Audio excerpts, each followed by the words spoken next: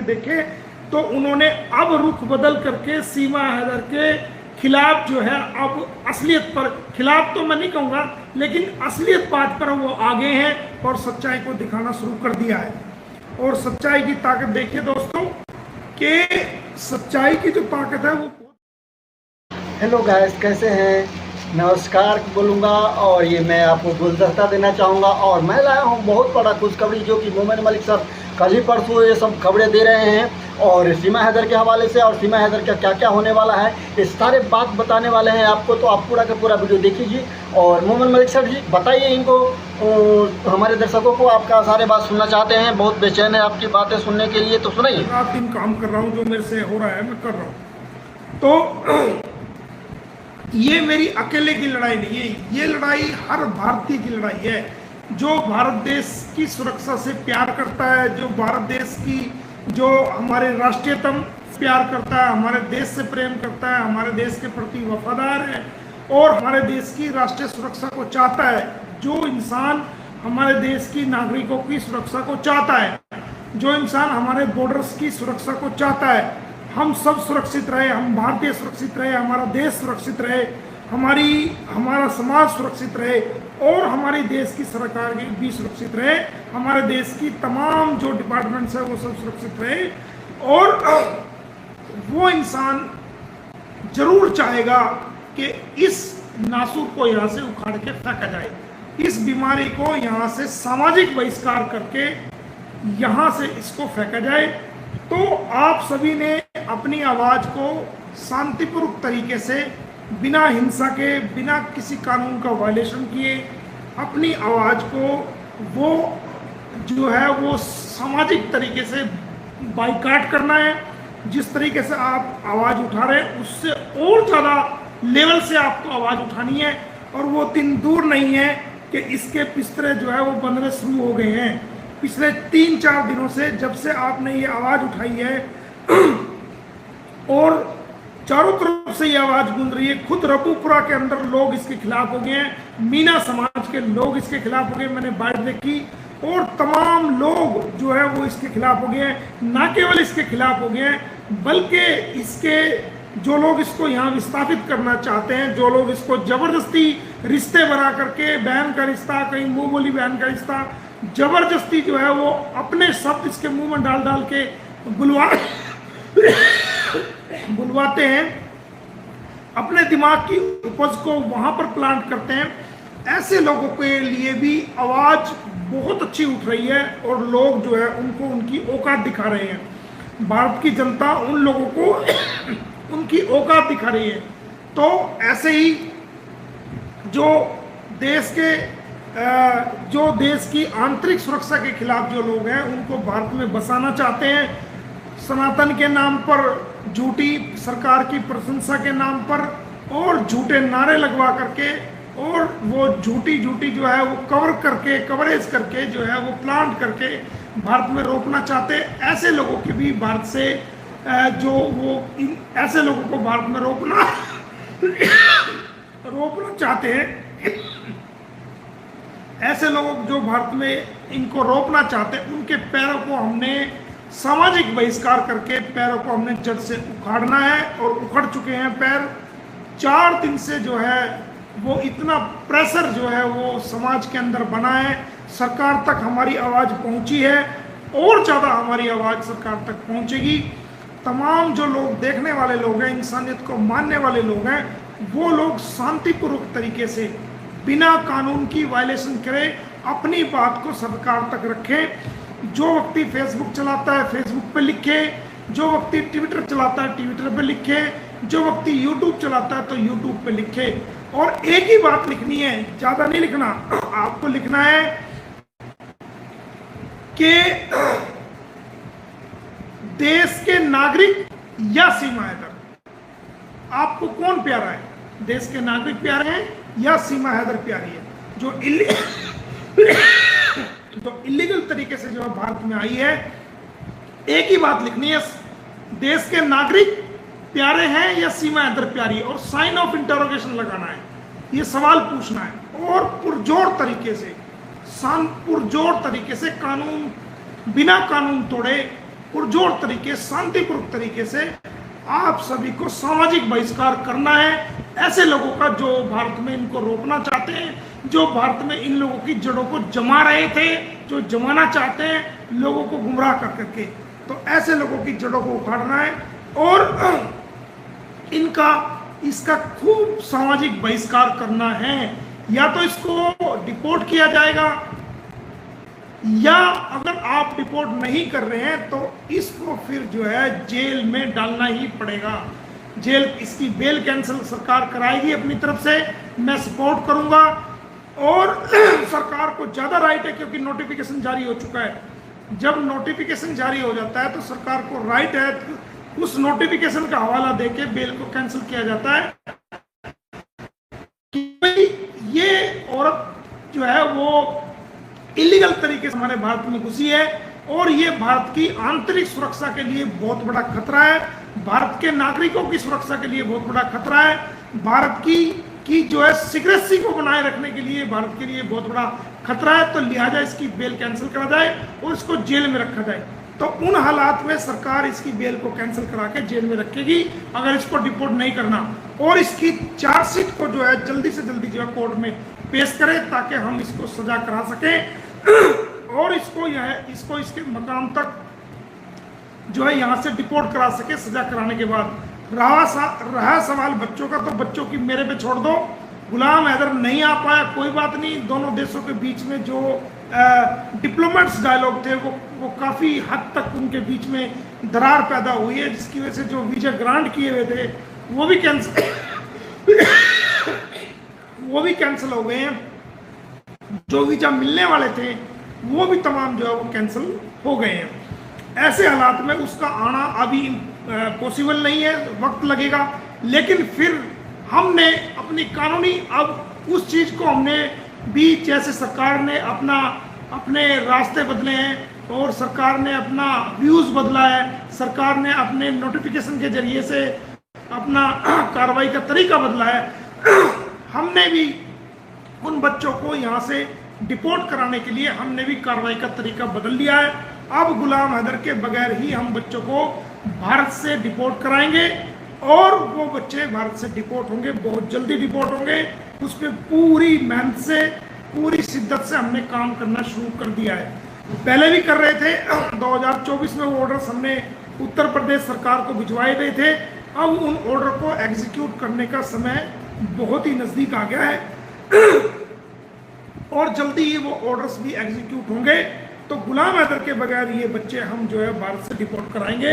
ये हमने आपको उस तरफ हम जो है अब चल चुके हैं, क्योंकि हम चाहते थे कि गुलाम हैदर खुद आए और अदालत में पेश हो और इसकी हकीकत को बताए, दुनिया को बताए कि ये क्या चीज़ है, अदालत को बताए कि ये क्या चीज़ है और क्या किया गया है, और बच्चे भी उसको सौंपे जाएं। लेकिन अब हम गुलाम हैदर के बगैर ही बच्चों को भारत से डिपोर्ट करने का रास्ता जो है हमने साफ कर रहे हैं और उसको हम भारत से जो है डिपोर्ट कराएंगे, हर हाल में डिपोर्ट कराएंगे और जल्दी ही कराएंगे। ये सब खबर आपको जो है वो टीवी के माध्यम से मिलेगी, मेन स्ट्रीम मीडिया के माध्यम से आपको मिलेगी। अब रहा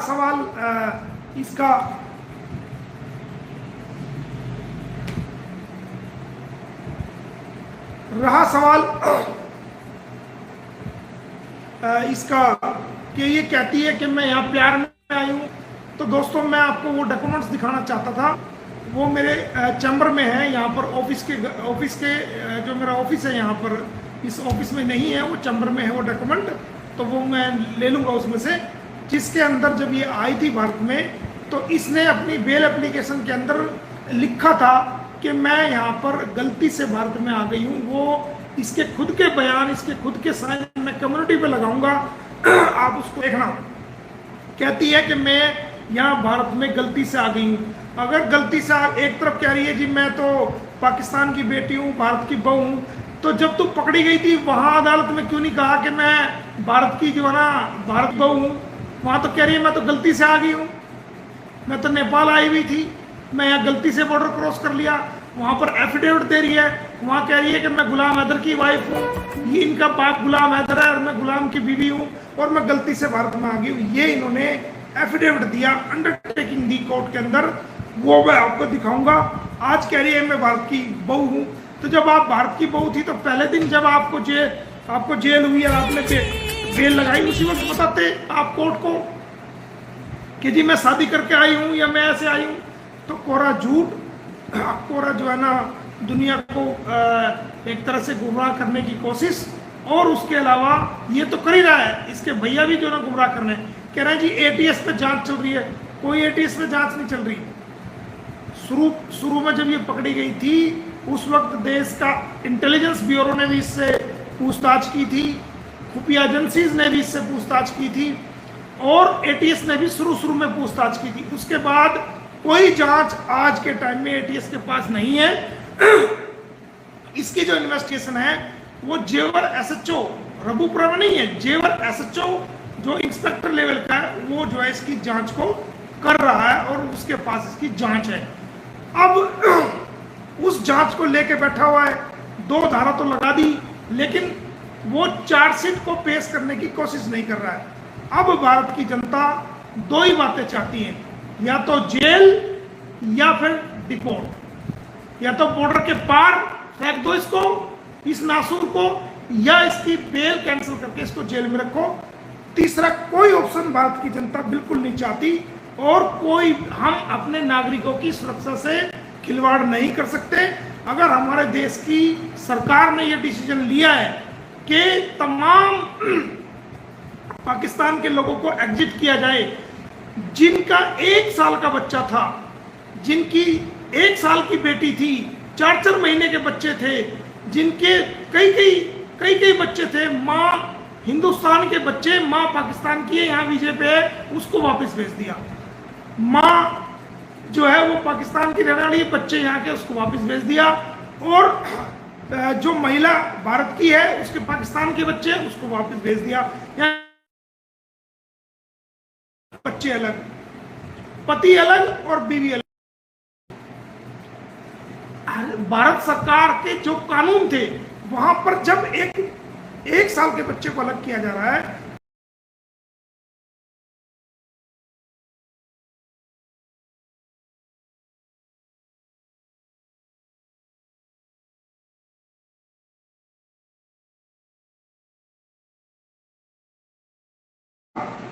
कि इस सीमा हद के बारे में किस प्रकार ये सिम का प्रयोग कर रही है, किस प्रकार ये जो है वो व्हाट्सएप का प्रयोग कर रही है और किस प्रकार देश की सुरक्षा को ये जो है वो नुकसान पहुंचा रही है। ये देखें आप, ये देखें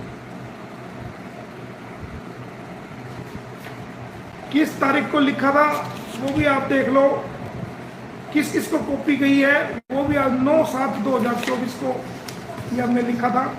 ये आप देखिए कि कॉपी एसएचओ को भी गई है, जांच अधिकारी को भी गई है, जेवर को, रघुपुरा में भी गई है। और ये सारी चीज़ें हमने 9वें महीने 2024 में ये हमने क्या नाम इसको हमने किया था। और ये आप देख सकते हैं, इसके ऊपर डेट भी, रिमाइंडर भी भेजा, फिर 9/7 को हमने भेजा, उसके बाद रिमाइंडर भी हमने भेजा। ये हमने लिखा था कि किस प्रकार ये भारत की सुरक्षा के लिए ये है। इसके अलावा आप देखेंगे कि हमने मुख्य सचिव भारत सरकार गृह मंत्रालय को भी हमने लिखा था कि किस प्रकार ये जो है भारत की आंतरिक सुरक्षा के लिए बहुत बड़ा खतरा है और इसकी जांच की जानी चाहिए। मैंने अपनी तरफ से एक पॉइंट लिख दिए थे और जो सामने बातें आई थी वो तमाम सबूत के साथ हमने लिख दिए थे। अब भारत की सुरक्षा से क्या अगर से खिलवाड़ होती है तो जो अधिकारी हैं जिनको लिखा गया है वो अधिकारी को इस पर विचार करना चाहिए कि जब उनको कोई इन्फॉर्मेशन लिखित में मिली है तो उस पर कार्रवाई करे और देश को सुरक्षित करे, देश के नागरिकों को सुरक्षित करे और इस नासूर को यहाँ से उखाड़ के बॉर्डर के पार फेंकने की कोशिश करे। क्योंकि हम अपने देश के ऑफिसर्स की तारीफ हम करेंगे, देश सरकारों की तारीफ हम करेंगे, अपने नेताओं की तारीफ हम करेंगे। इसकी ना यहाँ वोट है ना इसकी सपोर्ट है। ये कहती है कि जी मैं शरण में आई हूँ, शरण में नहीं आई है ये। जिस दिन अदालत में पेश हुई वहां पर इसने कहा जी मैं गलती से आई हूँ। अगर ये कहती है शरण में आई हूँ, नहीं, इसने लिख के दिया है कि वहां कोर्ट में कि जी मैं गलती से आई हूँ। इसने ये नहीं कहा कि मैं शरण में आई हूँ। ये कहीं नहीं कहा कि मैं गलती से आई हूं, इसने कहा कि मैं गलती से आई हूं, इसकी जब मैं गलती से आई हूं, मैं शरण में नहीं आई हूं। तो दोस्तों ये जो है सिर्फ और सिर्फ, और एक बात और, ये जब ये मैटर हुआ, ये अपना पहलगाम वाला मैटर हुआ, ये तिरंगा फहरा रही है क्या? ये सब क्या मतलब? 1 अरब 50 करोड़ जनसंख्या जो भारत की है, किसी भी व्यक्ति ने तिरंगा नहीं फहराया, और न 26 जनवरी थी न 15 अगस्त, ये छत पे जाके तिरंगा फहरा रही है। तो ये मकसद क्या है? मतलब हम बेवकूफ हैं, हम 1 अरब 50 करोड़ जनसंख्या बेवकूफ है, हमारे अंदर देशभक्ति है ही नहीं। इसका मतलब तो हमारे अंदर तिरंगे की, इसका मतलब कोई कदर ही नहीं है।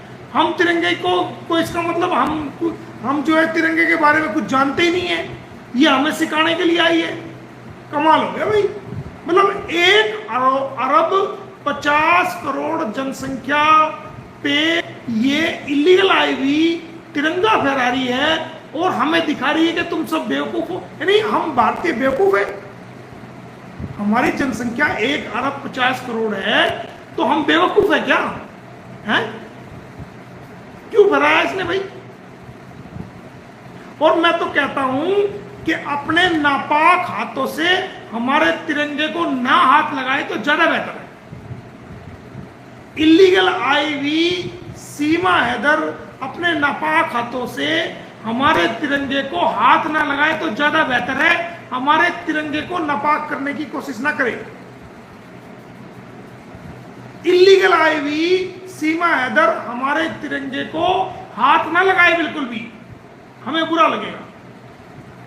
नापाक, अपने नापाक हाथ हमारे पाक तिरंगे को, हमारे शुद्ध तिरंगे को, हमारे आदरणीय तिरंगे को हाथ ना लगाए तो ज्यादा बेहतर है। क्योंकि आपके हाथ लगाने से हमारे तिरंगे की शान में जो आप गुस्ताखी कर रही हैं वो काबिले माफी नहीं है। दूसरे देश का व्यक्ति तब हाथ लगा सकता है तब उसको भारत की नागरिकता मिल जाए, तब उसको राइट मिलता है। नागरिकता का मतलब यही है कि अगर भारत की नागरिकता मिली है तब उसको तिरंगा फहराने का राइट है, तिरंगे को हाथ लगा सकता है। वरना तो इलीगल आई हुई ये लेडी हमारे तिरंगे को नापाक हाथ नहीं लगा सकती, नहीं लगा सकती, नहीं लगा सकती। इसका कोई राइट नहीं है हमारे तिरंगे को हाथ लगाने का। बल्कि ये insult to the national flag की श्रेणी में आता है। अगर कोई ऐसा व्यक्ति जो इलीगल आया हुआ है वो हमारे भारत में आकर के तिरंगे को हाथ लगाए तो ये insult to the national flag की श्रेणी में आता है। सजा दी जानी चाहिए ऐसे लोगों को जो अपने नापाक हाथ को हमारे तिरंगे को हाथ लगाए।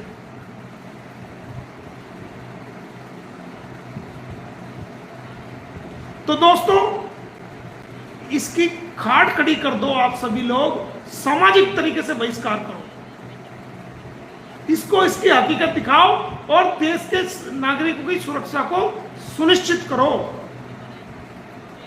लेकिन शांतिपूर्वक तरीके से करना है। ध्यान रहे कानून का वायलेशन बिल्कुल नहीं होना चाहिए। अगर कोई कानून का वायलेशन करेगा तो वो स्वयं जिम्मेदार होगा। हम आपको सामाजिक बहिष्कार की बात कह रहे हैं। कानून के दायरे में रह करके अपनी आवाज भारत सरकार तक पहुंचाओ। देश की अदालतों तक आपकी आवाज गूंजनी चाहिए।